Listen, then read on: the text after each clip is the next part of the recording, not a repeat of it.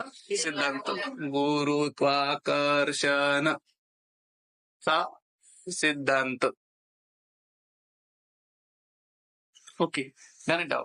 आता त्याच्यामध्ये काय आहे की आपण बघितलं की काय बघितलं की पृथ्वी कोणती वस्तू तिच्यापासून जर लांब फेकली तिला कुठे आकर्षित करतो, तिच्या केंद्रकाकडे. तिची दिशा काय असते, तिच्या केंद्रकाकडे.